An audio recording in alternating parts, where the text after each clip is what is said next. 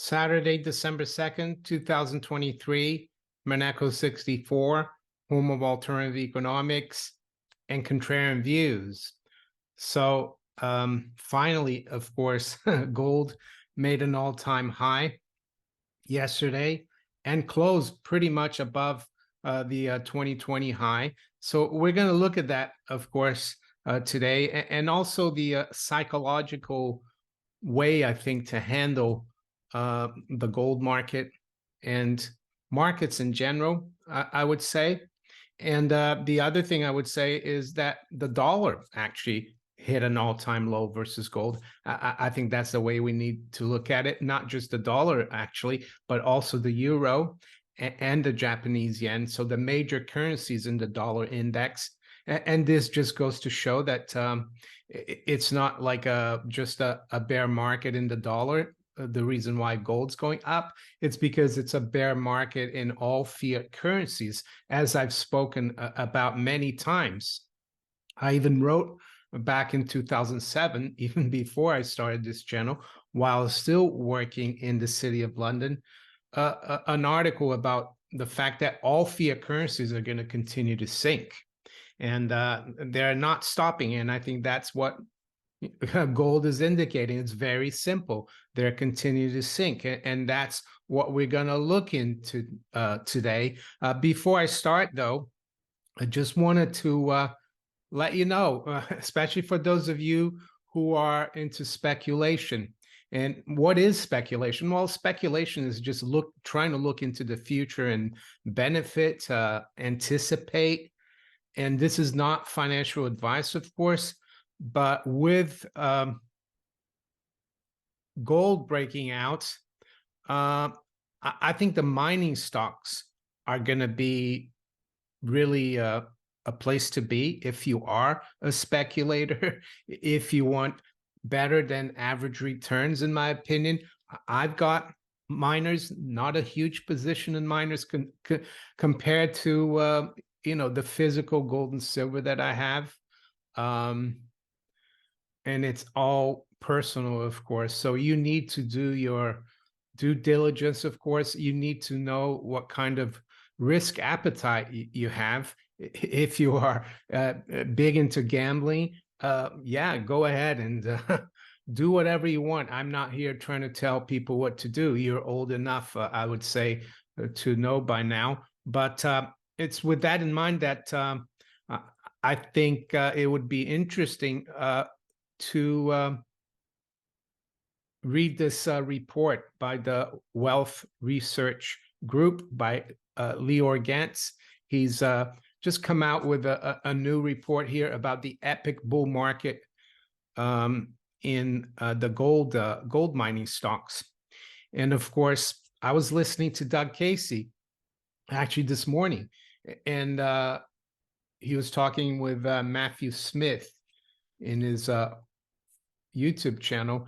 And Doug Casey said that you don't invest in gold mining stocks, you speculate. So just keep that in mind. I'm going to put a link below in the description to this report.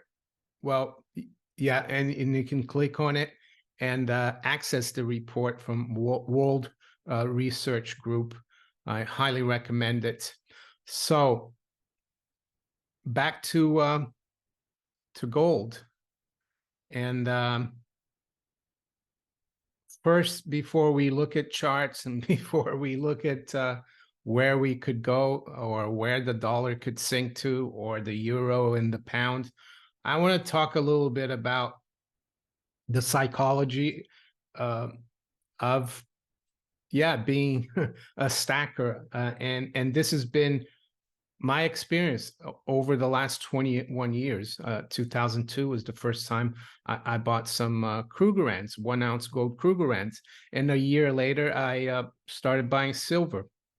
Not sure why. It's just that gold was something that we looked at, my wife and I, and we thought it's going to be a good place to diversify. We just had the NASDAQ bubble pop, the dot-com bubble in 2000, 2001. And to be honest, I never thought I'd be here in 21 years talking to you about gold as much as I do. I just bought it like, yeah, not really just as an investment. And that's the other word that people use with gold investment. We're going to come to that in a minute. But of course, it led me to look into many things, especially the monetary system. And but one thing I've learned, and that you need to hold on to gold and silver, is patience, of course. The other thing is emotionally, you shouldn't get exuberant. You shouldn't get also despondent on the other side when the dollar is rising or the price of gold is falling. And what's the reason why I've stuck with gold and silver for all these years? Well, it's very simple. As JP Morgan once said, gold is money, everything else is credit. And of course, gold is really not an investment because it's money, but in a fiat currency regime, when central bankers and governments abuse their power to create currency out of thin air and their power to borrow cheaply, gold acts like an investment because it goes up in value or the currency goes down in value. So I agree.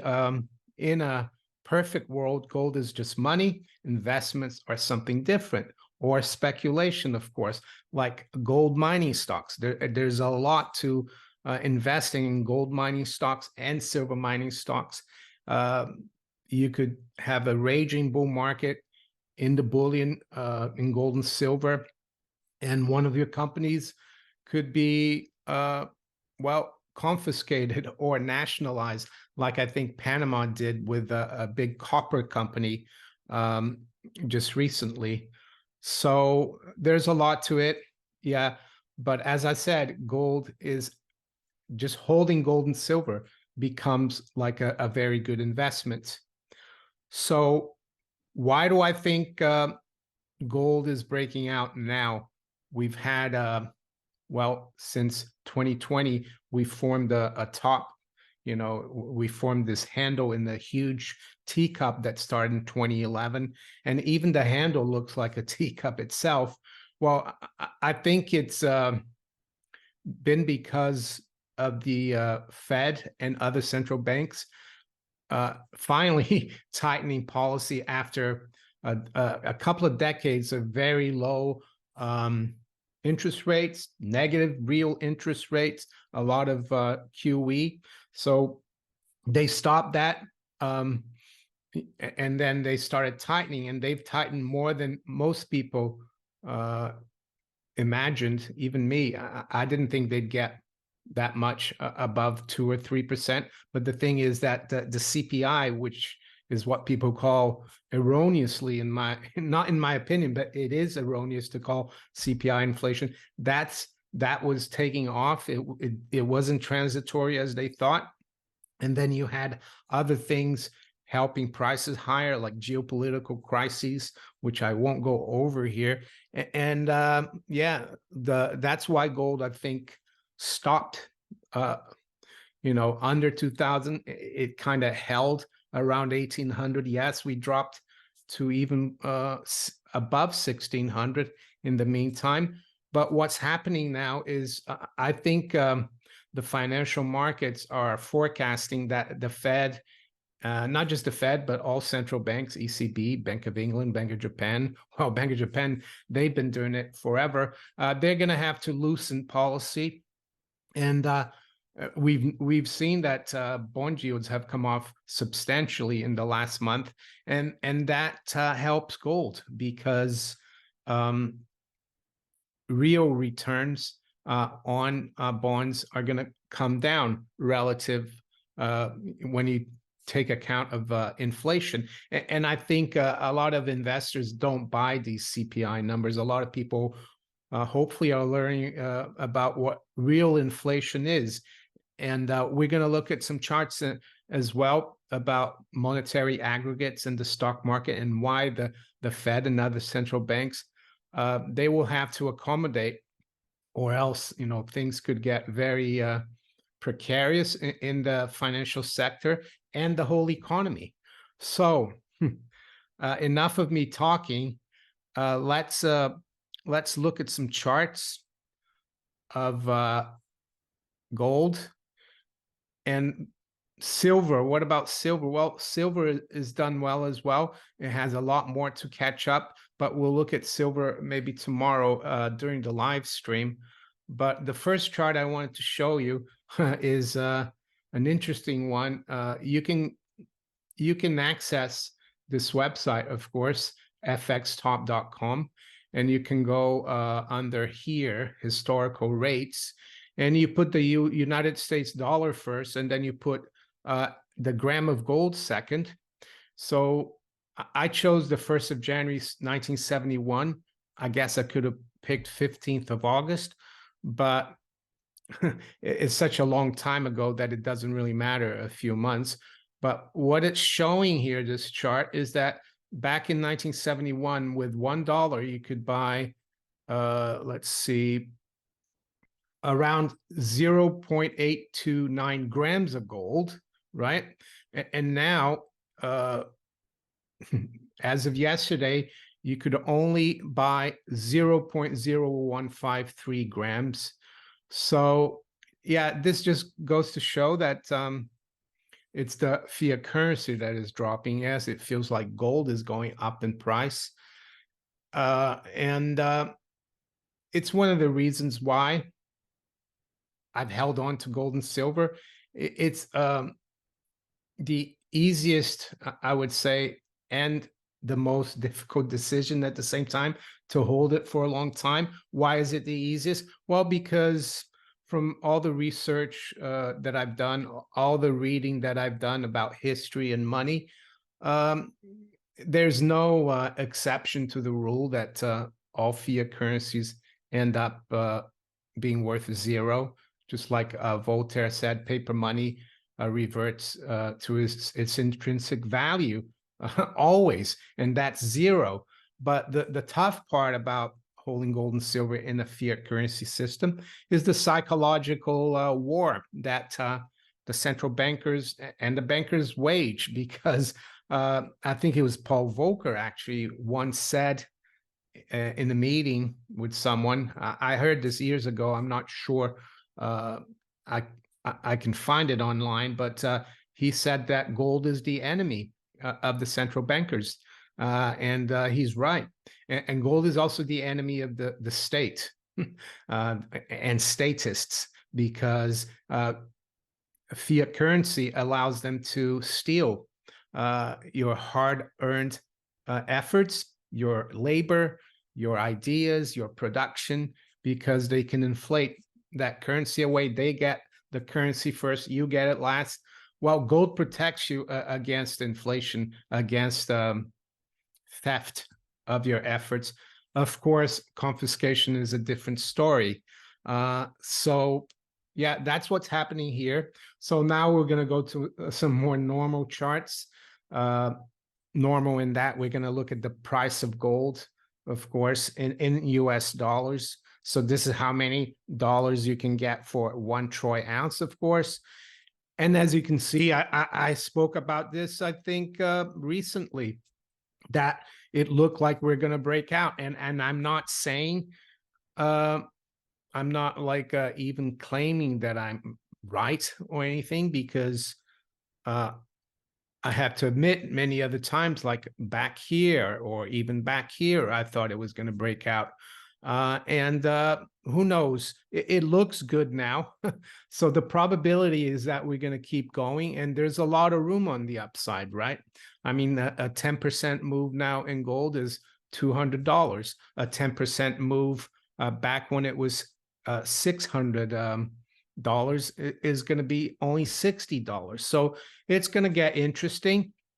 So as you can see, we not only had the highest monthly closing in November, now yesterday, the first day of December, we made a new high, and the highest, I would say, weekly close, of course, as well. If we move it to weekly, let's see. Yeah, it's the highest weekly close if you go far back. So that's also very positive. So that's in US dollars. And as I said, all fiat currencies are sinking versus gold because they're all fiat currencies. It's very simple. So you can see the euro made an all-time high as well, closed at 1904 almost. I think the high was right around here. So that's also quite positive. And don't forget, these are monthly charts, so not short-term charts. So let's look at the Japanese yen. And we've looked at the Japanese yen many times before. And I've said that the dollar and all other fiat currencies are going to follow the yen in terms of sinking. And they have. Of course, the Japanese yen is much further along in the sinking. But you can see that it had these triple tops before. And every time it breaks them, it makes a pretty big move. We've had one here, well, almost like a quadruple top, just like we had in US dollar terms. And after we broke it, so this gives us an idea of what the dollar and other fiat currencies could do. So here we've got the British pound. British pound didn't make an all-time high because it made an all-time high back in October. And I've said many times they take turns a lot of times, but I wouldn't be surprised if we don't see the British pound make another new all-time high very soon. So let's look at some of the indicators here, monetary indicators, because I think that's what real inflation is, when you increase the supply of currency in the system and credit. So M1 is just really deposits, cash, and coins. So as you can see, we've had massive inflation since January 2020 or March 2020. Yes, it has deflated, but it's still way above here. And I don't think they can deflate anymore, even though Jay Powell yesterday said, oh, we will raise rates again. But I don't think they're doing enough. If they were doing enough, gold would not be making new highs. So M2, of course, includes M1 plus some short-term deposits. Unfortunately, the Fed doesn't publish M3 anymore, but it's the same story. It hasn't really increased as much as M1, I guess, but it's still way above where we were there before March 2020. As you can see, there's a little gray line there marking a recession. Yeah, it looks like it's flattening out right now. Let's look at it in 1 year terms, or let's change this here. Yeah, as you can see, they started, it's flattening out right now. And as you can see, I've put here a chart of the NASDAQ composite. And you can see how important it is. Let's shorten the time frame. You can see how important it is. Like here, for example, when the NASDAQ was falling quite sharply, they started ramping up the money supply, right? And I think they're going to do it again. I mean, this is only till October, this NASDAQ chart, so it's come back up. So that's the other reason I think the markets are doing what they're doing, because the markets, of course, are addicted to credit, to easy money. And in a fiat currency system, you got to keep expanding the debt. You got to keep borrowing, or else everything collapses.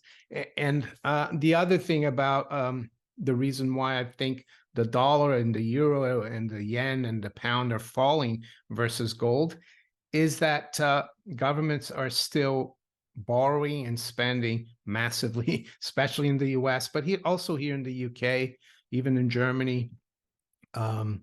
And that's inflation itself, all the fiscal spending. And people are realizing that with interest rates not really being in a good place. And what do I mean by that? Well, I think the bull market in bonds is finished. Yes, we have had a rally, but I think that's the other thing that gold is telling us, that to expect more currency debasement. And yes, they might be able to manipulate bonds lower, like they bond yields lower and prices higher, like they've done in Japan. But ultimately, gold will tell the truth, just like it's told the truth of the yen. After all, JGB yields are really low, but the currency there is becoming, trashier and trashier by the day. And you just saw the chart of the price of gold in Japanese yen. So that's what I wanted to talk about today. Yeah, Rudy is hiding there behind the sofa a little bit, and he's got his piggy toy. He likes that. And yeah, with that, I'm going to wish you all a very good weekend, and talk to you tomorrow during the live stream tomorrow night, Sunday night. Take care. Bye.